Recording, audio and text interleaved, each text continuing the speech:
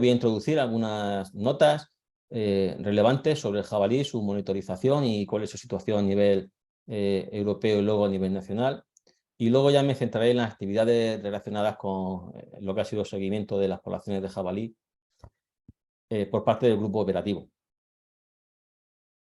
Bien, yo creo que todos sabéis que estamos hablando de una especie con un elevado potencial reproductivo, capaz de soportar una gran mortalidad y con gran capacidad de recuperarse poblacionalmente y de estar presente en una gran variedad de hábitats, de usos del suelo y de interaccionar pues, con otro tipo de fauna, el ambiente, con las actividades humanas. Sin más detalles, solo por recalcar algún dato de estudios que son pues bastante interesantes, pues creo que es este estudio particular realizado en una población de Francia muy productiva indicaba unos valores de mortalidad que, aunque siempre son variables para la especie según su situación, pero que son una referencia bastante interesante. Fijaros que estamos hablando de una población muy productiva, donde la mortalidad anual para cada clase de sexo y edad como mínimo siempre es la mitad o más cada año, y a pesar de ello sigue creciendo, ¿no? Como mínimo también cualquier clase de edad tenía una probabilidad de mortalidad anual de ser cazado ese año de un 40%, pero ejemplares adultos, especialmente los machos, pues tienen un 70% de probabilidad de ser abatidos en una población que se gestiona con fines cinegéticos. Y como os decía, a pesar de esa gran mortalidad por caza, pues la población aún se recuperó. Después nos centraremos un poquito más en los datos que hemos manejado y analizado nosotros a nivel nacional. Respecto a la monitorización de la especie, pues aunque nosotros hemos sacado una serie de conclusiones o de propuestas que luego vamos a centrarnos en la segunda parte de esta presentación, pero digamos que ya traíamos un paquete de recomendaciones, ¿no?, que venía de serie, ¿no?, de cómo debe ser una monitorización de la especie y en general de la fauna, que cuando decimos sostenible quiere decir que vamos a ser capaces de mantenerla, que obviamente vamos a ser capaces de abordar los costes que pueda conllevar, pero también va a ser eficaz y nos va a proveer de información útil para la monitorización y sobre todo la gestión de la especie. Si deja de ser útil o no es la información que necesitamos, pues deja de ser monitorización, ¿no? Será otra cosa. Pues monitorizar consiste en ver cómo progresan los parámetros, en este caso de una determinada especie, en el tiempo. Y lo que quería remarcar es que es importante que, mientras que ha de ser rigurosa, ha de tener también un diseño que permita que se pueda hacer de forma rutinaria y que sea de fácil aplicación. Si no, pues no va a ser sostenible, ¿no? Y eso también es importante. Pero por otro lado, el que sea rigurosa quiere decir que la utilidad de los resultados va a ser eso, ¿no? Va a ser útil. Si no, deja de ser monitorización. Por ello, tenemos que ser capaces de complementar ambos parámetros. Y obviamente ha de informar, si no se utilizan los resultados, pues también pierde su valor. Por tanto, es central, ¿no?, en todo proceso de gestión de una especie, es central que exista la monitorización para saber si nuestros objetivos se cumplen, y si no se cumplen, pues es que a lo mejor o bien nuestros objetivos no viables tenemos que modificarlos o tenemos que cambiar cosas en cómo estamos gestionando. También, obviamente, tenemos que hacer una evaluación, recibir un feedback de nuestro proceso de monitorización, porque también podemos realizar cambios, adaptarnos en nuestro diseño de la monitorización de la especie. Al final, un programa de monitorización es un sistema definido, tiene una estructura, tiene que estar todo perfectamente discutido y planeado, y esto debe acompañarse de una buena implementación, de unas buenas prácticas. Solamente entonces podrá la información que pueda ser analizada y posteriormente gestionada de forma eficaz. Es decir, que todo programa de monitorización tiene que estar muy bien pensado. Y obviamente luego tiene que estar, se tiene que monitorizar a sí mismo y ver pues en qué estamos haciendo las cosas bien, en cuáles no, etc. Y la información, los datos, esencial, que manejemos los mismos estándares, que podamos comparar información entre localizaciones en el tiempo, que se puedan implicar a los diferentes sectores que se ven afectados, no solamente por hacerlos partícipes, sino también porque puedan hacer el sistema más eficaz y viable. Y además vamos a tener diferentes aproximaciones en la monitorización de las especies, como veremos para el caso del jabalí. Podemos tener seguimientos muy precisos y que incluso podemos intentar hacer que sean representativos de una determinada zona, área o situación de gestión. Pero a su vez lo podemos complementar con aproximaciones menos costosas, con datos, no diría que menos fiables, pero sí menos precisos a la hora de darnos valores de, pues por ejemplo, la abundancia de las especies, ¿no? Tenemos que buscar aproximaciones que de una forma óptima nos aporten la información que realmente necesitamos. Y obviamente siempre tenemos que tener recursos y herramientas. Pues con todo esto en mente, a nivel europeo ya tenemos algunas experiencias que se están empezando a implementar también a nivel nacional, como es una red independiente de puntos de observación, que es un observatorio europeo de fauna silvestre. Y otro aspecto en el cual también insistimos es en la necesidad de que todo el proceso de monitorización esté perfectamente documentado, desde sus objetivos, la metodología, los resultados, y posteriormente estén almacenados los datos de una forma que puedan ser consultables. Siempre es recomendable o estamos accediendo a nuevas herramientas que nos permiten facilitar mucho todo el proceso desde campo hasta el ordenador, ¿no? Hasta donde analizamos los datos a través de aplicaciones. Pero pensad que tenemos que pensar muy bien qué tipo de aplicaciones usamos, cómo las estandarizamos y que estén a disposición de la monitorización y no al revés, ¿no? Obviamente lo primero que tenemos que hacer es el diseño y luego dotarlo de herramientas. Pues muy brevemente, ya para finalizar esta primera parte de la presentación, os quería comentar lo que conocemos a nivel de grandes tendencias de la especie a nivel europeo. La información principalmente que tenemos, y de hecho no es, después de hacer compilación durante los últimos años en el proyecto en el Wild, hemos conseguido seguir haciéndolo a nivel nacional con el grupo operativo. Pues la principal información que tenemos más disponible a gran escala, y de hecho creemos que para ninguna otra especie tenemos información semejante a nivel europeo, pues son los estadísticos de caza, ¿no? Con todas sus limitaciones, pues nos permiten evaluar grandes tendencias. También nos permiten evaluar y realizar modelos predictivos de abundancia y distribución de la especie. Y esta información, igualmente con sus limitaciones, sabiendo de lo que estamos tratando, pues se puede utilizar para diferentes objetivos, como puede ser análisis de riesgo o incluso diseño de planes de contingencia en previsión de que nos pueda entrar una enfermedad. Bueno, antes comentaba las grandes cifras a nivel de animales abatidos y animales estimados a nivel regional en España. Pues igualmente a nivel europeo tampoco tenemos una solución que nos dé una estimación precisa, muy precisa, del número de animales que pueda haber, ¿no? Pero basado en estadísticos de caza, podríamos hablar que seguramente tenemos una situación de entre 15 y 20 millones de jabalíes en Europa. Esto para que os hagáis una idea, no quiere decir que estén repartidos espacialmente así, pero para que os hagáis una idea, requiere que cada 10 cerdos que estamos produciendo en Europa tenemos un jabalí en el campo. Por mostrar algún ejemplo de las tendencias que estamos viendo, no sé si abajo es que tengo una barra que no sé si vosotros la veis, que no consigo quitar de la pantalla. Bueno, lo que estamos viendo es la evolución en los últimos años de una zona de Europa y a modo de ejemplo vemos cómo después de que estas poblaciones en el Báltico se viesen afectadas por la peste porcina africana, hace unos 6 años o 7, después de un descenso muy pronunciado de sus poblaciones, principalmente por el impacto de la peste porcina africana, también un esfuerzo en controlar las poblaciones. Aunque este esfuerzo continúa, daros cuenta que se están recuperando las poblaciones de una forma muy acelerada. Y lo que es más problemático, diría yo, es que además ya conviviendo con una situación seguramente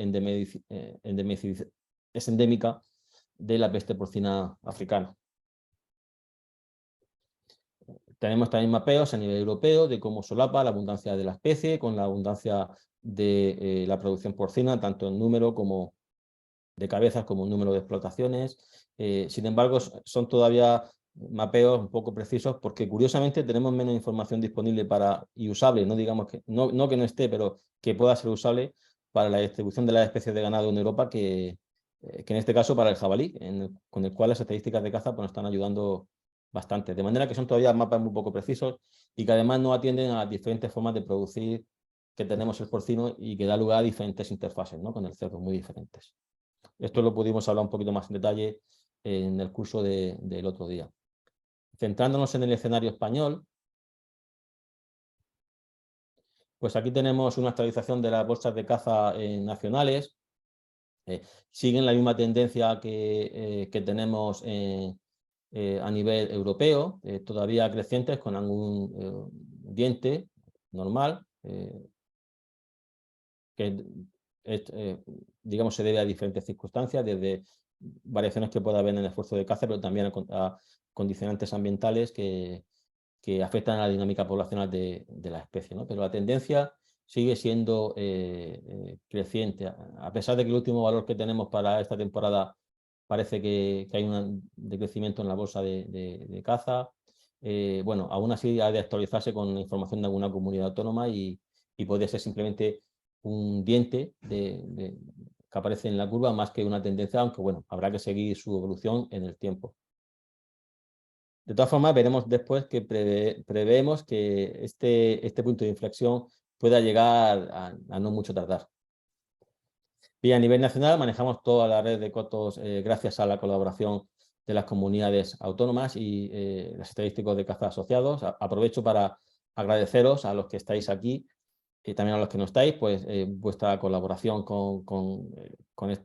proveyendo esta información a través del proyecto Network, también a través del grupo operativo. Y bueno, esta información la podemos manejar en diferentes escalas espaciales, con diferentes objetivos. Antes mostraba también en un mapa menciano para mostrar la abundancia de la especie, en este caso basada en los estadísticos cinegéticos.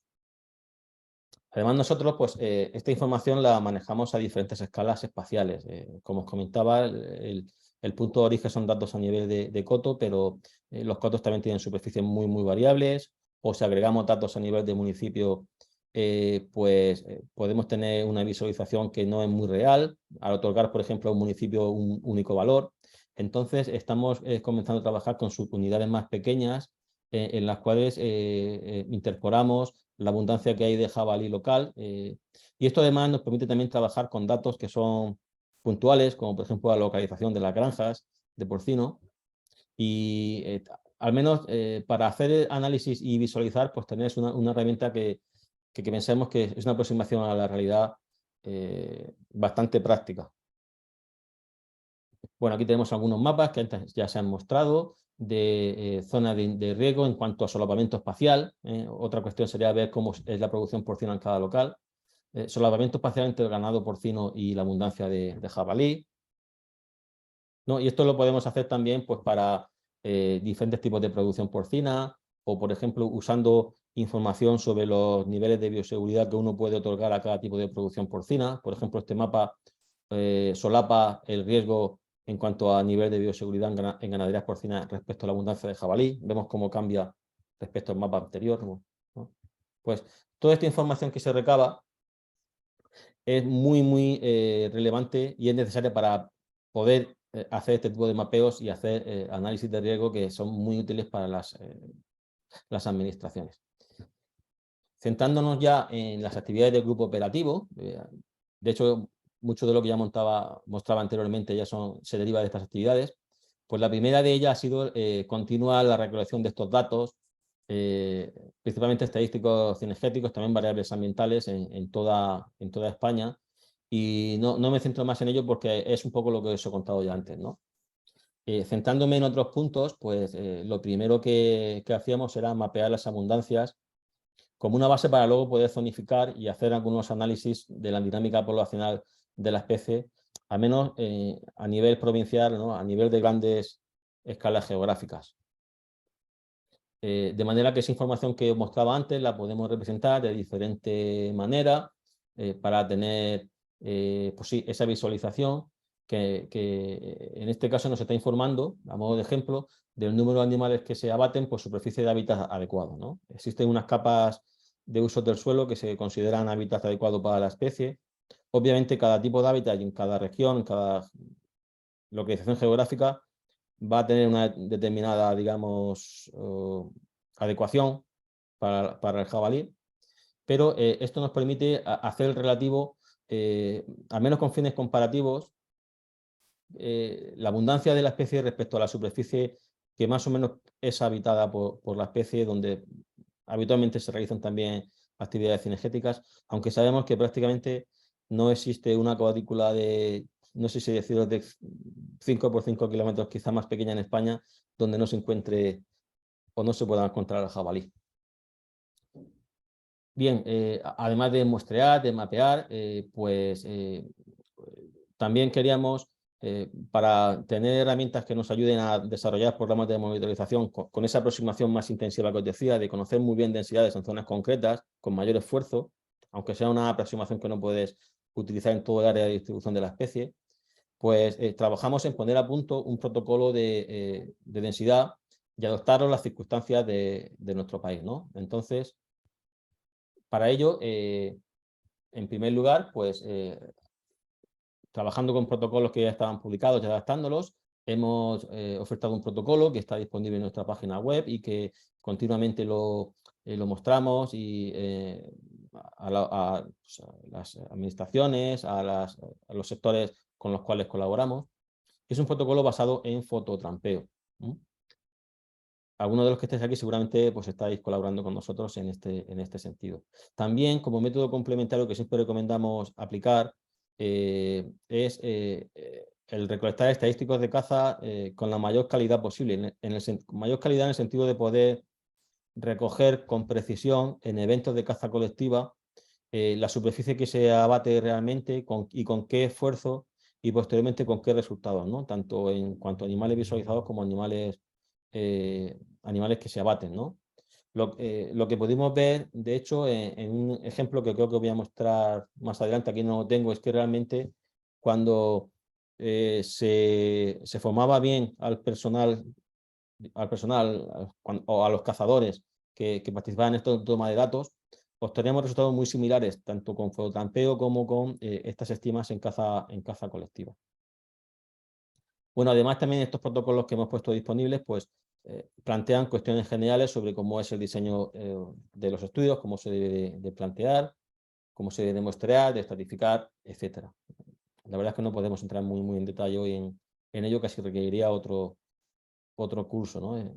Seguramente más adelante, como un apéndice a posterior de este proyecto y como una actividad también de proyecto en el Wild, os citemos a las comunidades autónomas para hacer un curso de formación. Y bueno, si os queréis mantener informados de cursos de estimación de abundancia mediante fototrampeo en nuestra página de la web del IREC o contactar conmigo, pues os podemos ir informando. Bien, como sabéis por lo que ha comentado antes Mencía, se quiere establecer una serie de puntos prioritarios para monitorización de la especie en España, ¿no? Como ese complemento al seguimiento que se basa en grandes estadísticos cinegéticos. Y un primer paso que dimos en este grupo operativo fue, no tanto con el fin de obtener una densidad, que también o densidades que ya se han obtenido, sino con el fin de colaborar, transferir con diferentes sectores que participan en este grupo operativo y administraciones, pues abordamos la determinación de densidades en una serie de poblaciones de estudio, unas 10 de ellas, ¿no?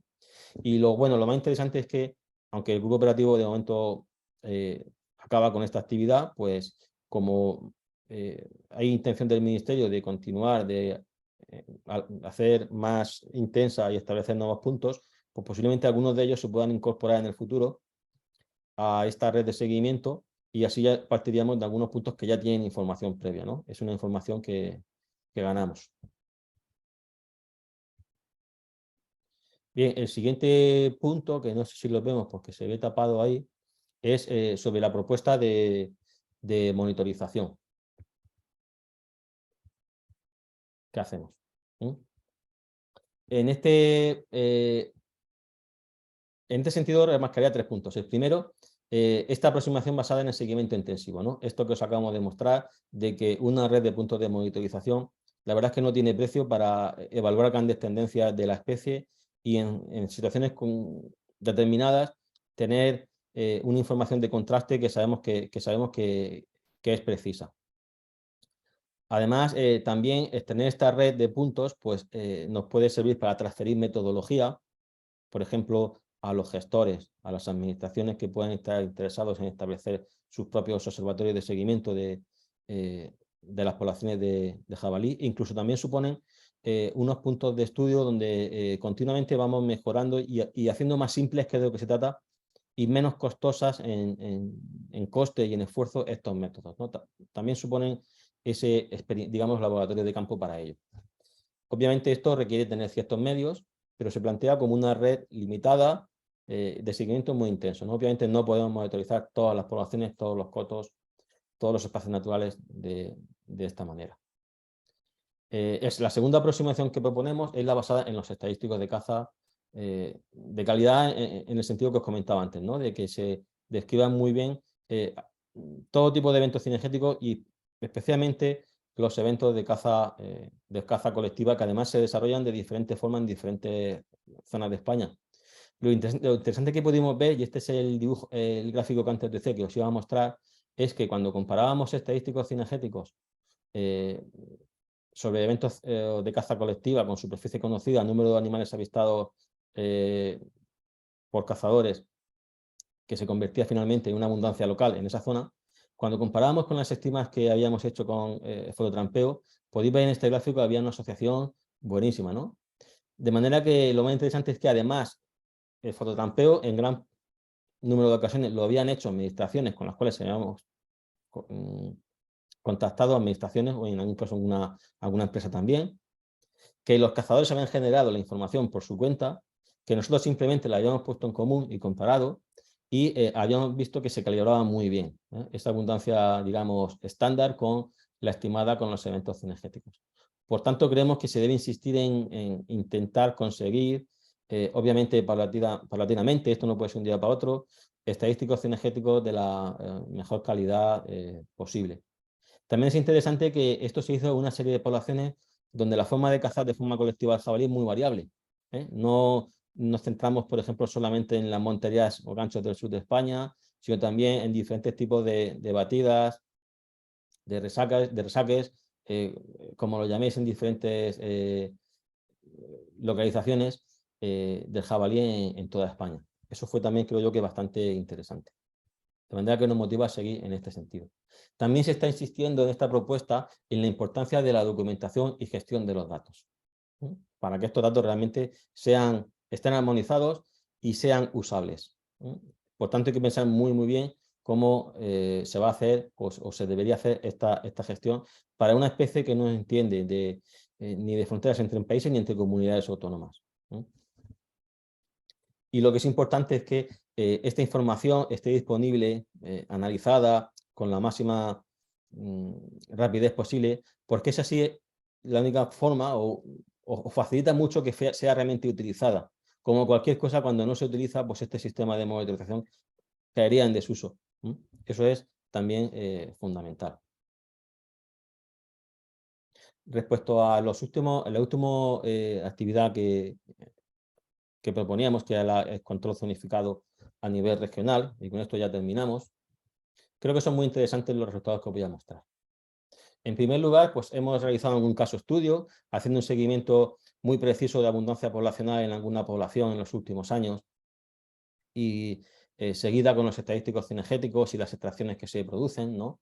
Y lo que hemos podido ver en este caso es que muchas de nuestras poblaciones, cuando se sigue su dinámica poblacional de forma precisa, vemos que responde muchas veces a dientes de sierra, que a su vez también el esfuerzo de extracción también tiene esta forma, porque muchas veces se gestiona de forma reactiva, no proactiva, ¿no? Modificamos nuestra actividad cinegética, cupos de caza o de extracción en función de lo que estamos viendo. De manera que podemos ver en este gráfico superior de una población del sur de España que fue monitorizada y hemos seguido haciéndolo en el grupo operativo estos últimos años, el número de animales extraídos y la población estimada mediante métodos que en estos últimos años han sido de fototrampeo. Vemos cómo hay una clara asociación, además de destacar esos dientes de sierra en el número de animales que se extraen, que aquí están, no lo veis en color, pero sería la línea naranja. Vemos cómo hay claramente, esto está desfasado un año, el gráfico, de manera que a un incremento como se produce aquí, pues brutal en la tasa de extracción de prácticamente no extraer un jabalí a extraer 1000 jabalíes de esta población, corresponde una bajada poblacional bastante llamativa. Y lo que podemos ver es que después de esta política de dientes de sierra, que es la que yo digo que es una política reactiva, pues una política más proactiva, donde se empieza a establecer unos cupos de extracción elevados y mantenidos en el tiempo, pues se va consiguiendo ese descenso progresivo de la población. Si expresamos eso mismo en la gráfica de la derecha, en este caso, como porcentaje de extracción en la población, fijaros que en los últimos años, en esta población, solamente cuando este porcentaje de extracción ha superado en torno al 40% de la población que se estima que existe, es cuando se ha empezado a observar este decrecimiento progresivo. Incluso se ha incrementado siempre que ha sido posible este porcentaje de extracción de la población. Pero fijaros en el hecho anterior, después de un año en el cual hubo una relajación, como en 2016 o 2014, se produce una recuperación de la especie pues muy rápida, ¿no? Porque todavía no lo hemos llevado a animales tan bajos como para que no se pueda producir esa recuperación tan rápida, ¿no? Lo cual nos da una idea de lo complicado que es controlar estas poblaciones, del esfuerzo que requiere y de lo constante que tenemos que ser con el caso del jabalí. En la siguiente aproximación que hemos hecho para poder mapear y hacer recomendaciones regionales sobre la dinámica y gestión de las poblaciones de jabalí, hemos analizado los estadísticos de caza a nivel provincial en España. Esto ya lo habíamos hecho a nivel europeo, con unos test muy básicos, densodependientes, donde asumimos que la abundancia poblacional está reflejada en la bolsa de caza. Y bueno, aquí tenemos el seguimiento que antes comentaba de toda España. Y en estos test lo que hacemos es confrontar la tasa de crecimiento de un año a otro frente a la abundancia poblacional, ¿no? Y siguiendo esta curva de crecimiento logístico, si hacemos enfrentamos esos parámetros que os he comentado antes, que es el gráfico de abajo, pues uno tiene esta curva convexa que se corresponde con la sismoidea que tenemos arriba, donde la máxima productividad de la especie es justo esta zona superior, ¿no? Vemos cómo esto lo hemos hecho ya a nivel nacional en el proyecto NetWild y la gran mayoría de países de Europa están entrando en esta parte de máxima productividad, mientras que hay algunos donde, por decirlo así, están ya pasados de rosca, ¿no? Y las poblaciones de jabalí parece ser que se encuentran ya muy próximos a su límite de crecimiento. Países con mucha tradición cinegética durante décadas, centroeuropeos como Hungría, la República Checa, o Alemania, por ejemplo, ¿no? Francia va detrás de ellos. Estas poblaciones son las que realmente se encuentran muy fuertes, con máxima productividad, donde si no hacemos un esfuerzo muy grande de extracción, pues se van a recuperar muy rápidamente en cuanto te relajas un poquito, ¿no? Y esto es una situación de dificultad, porque como vamos a ver, estamos ya en esta zona, seguramente en la gran mayoría de poblaciones que tenemos en nuestro país. Obviamente con diferencias, ¿no? Al principio de este grupo operativo pues nos encontrábamos con esta serie temporal hasta año 2016, un año más, que la analizábamos de la forma que os he comentado y son resultados que en alguna ocasión ya hemos mostrado en alguna presentación, donde a nivel provincial pues éramos capaces de situar en esta curva de crecimiento las diferentes provincias, asumiendo que esto es una simplificación, porque obviamente cada población dentro de una provincia, cada comarca va a tener su propia dinámica, pero simplemente lo que queremos es mostrar grandes tendencias, es como debemos de interpretar estos resultados. Y veíamos pues poblaciones que estaban en esa situación, como comentamos, algunos países de centro de Europa, ¿no? Poblaciones, además, con hábitat muy favorable que han crecido mucho en los últimos años y que veremos que siguen creciendo, como alguna población pirenaica. Y lo que encontramos es que la gran cantidad a nivel provincial de poblaciones pues estaban entrando en esta zona intermedia de máxima productividad. Algunas todavía en estas fases iniciales con mucha capacidad de explosión demográfica, que de hecho se ha manifestado desde entonces, como vamos a ver ahora.